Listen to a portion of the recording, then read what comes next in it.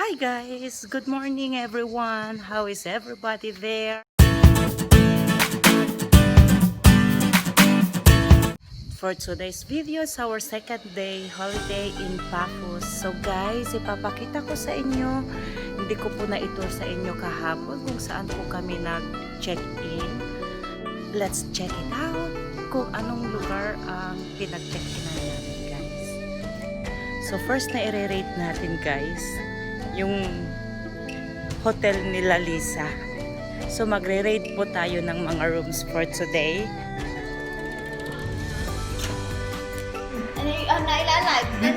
Apay, itutur natin yung room mo kung gaano kaganda. So at the same time, interview na rin. So yung mga room namin guys, ang gaganda, comfortable, then may sarili siyang kitchen, ayan, sariling kitchenware, ang ganda, tsaka comfy, ayan, tapos may washing, ayan, tapos may sarili silang veranda guys, kung saan narinig yung asawa niya, may sarili siyang veranda, then may sarili silang upuan, ayan, at the same time may sariling TV, then dining table with that. Ayan, good morning Christian, so how was your night? Yeah, broke me air conditioner. Why? What happened? Now it's okay. It's working. It's very, yeah, I also me last night. I get fight with Marino because he wants very strong. I slept in the couch last night. Naglamin kaya? So let's check to the Ate Susan's room too. So this is the hotel guys. Punta po tayo ng entrance. Then I'm gonna show you where is the swimming pool as well.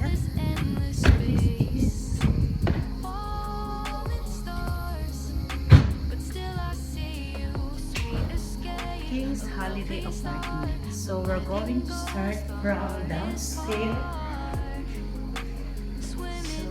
So we're going to the elevator.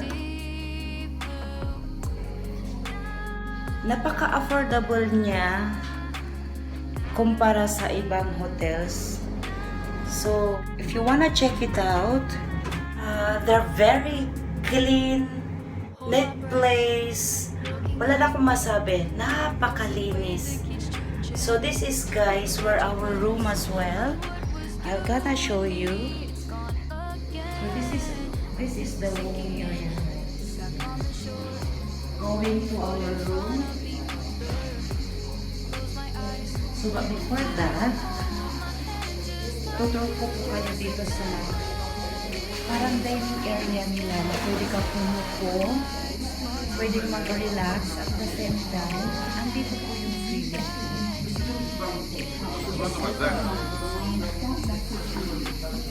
Sarili siyang swimming pool guys. Napakalinis na lugar. Pwede kang relaxing area.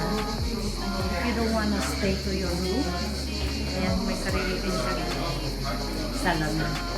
So we're going to our room, to my room with my baby loves. Ayan na po.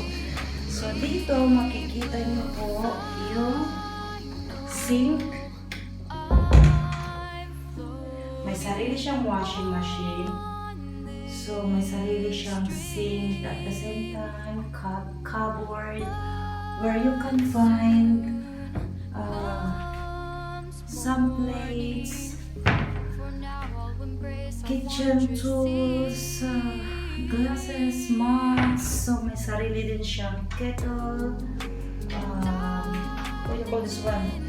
For toast bread. Ayan, kagabi nag-oven po ako ng chicken wings. Then nag-boiled ako ng egg. So wala ka po hihilingin. At the same time, they have their own fridge as well. So ituturo ko po kayo where is the toilet here and the shower room. So yan, they're very clean. Very clean. If I'm going to rate this hotel guys, must be above 10 star kasi hindi lang siya yung clean, napaka-affordable. So affordable price. So if you wanna check it out by booking.com, those who wants to come and visit Cyprus, Paphos location, you can visit King's Hotel Apartment. Yan, they have a very clean place, clean hotel. They have a smart TV as well. So Marinos last night, he was enjoying watching Netflix. So, next tour room natin, si Ate Susan. Gugulatin natin siya. So, let's go and check it out. Their room. Kasi good for 3 person naman sila. Dito na lang ako sa may hagdan, guys. Kasi mas madali kaysa hintayin ko pa. Same time, exercise na rin. So, we're here in the 2nd floor. Let's go. Good morning, my best friend! Ayan, 2nd day ng holiday namin sa Paphos. So, 2nd day is our tour, hotel tour and room tour today. So, bago kami alis, guys, papakita namin yung mga rooms namin. So, ito yung hallway nila. From outside the elevator, hallway. Then, papunta sa room nila. Makatak ako kanina pa, nag-doorbell pa, walang sumasagot yung pag naghihintay ko sa akin. So, this is the entrance. So, eto guys, yung kwarto nila. So, meron din silang dining table. Good for 3. Kasi 3 nga sila. So, these are their rooms, their bed. Ayan kay Princess. Because she is a lady. This is my they house. brought her pink bed. Like Barbie. Barbie bed. Ayan guys. Oh, So, nasaan na yung dalawa? may sarili din silang sink, washing machine, and then oven, and their own fridge as well, kettle, then for toasted bread, they have their own kitchen tools as well, have cook, glasses, mugs, and plates. Ayan. Oh. Ate Susan, comfy ba kayo dito? Oo.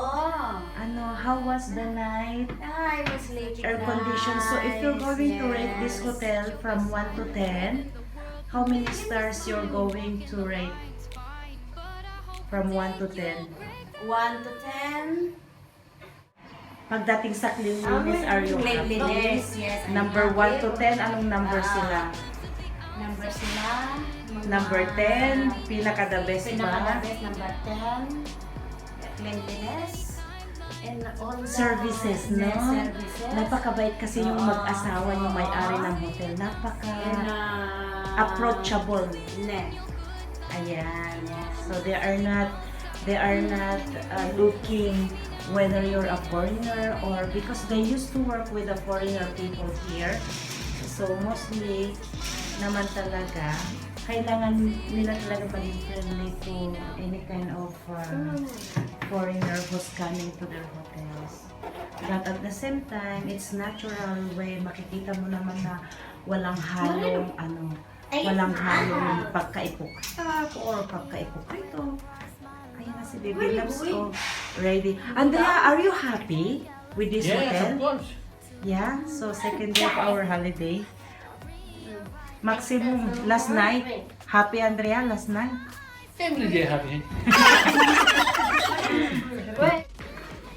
So, how could I find this hotel apartment, guys? I checked throughout booking.com. So, bago po kasi ako nagbo-book, I have to see the reviews. Kasi may mga reviews naman siya. How it goes.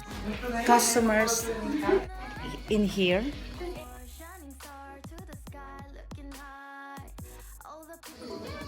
Lahat ng mga reviews na nabasa ko, they're all in 10 rates. So, it is possibility na maganda talaga siya yung hotel. Kasi, pag lahat ng mga reviews na mababasa mo, puro positive. So, isa lang yung ibig sabihin nun. Ibig sabihin, maganda yung rate ng hotel, services nila. So at the same time, maganda naman talaga siya. Day, saan tayo, ate? We're going back to Marina, in the port. We're going to see now how we gonna go by boat. So we're going to decide from there, guys. So see you later. See you later for now. Bye muna. Bye-bye.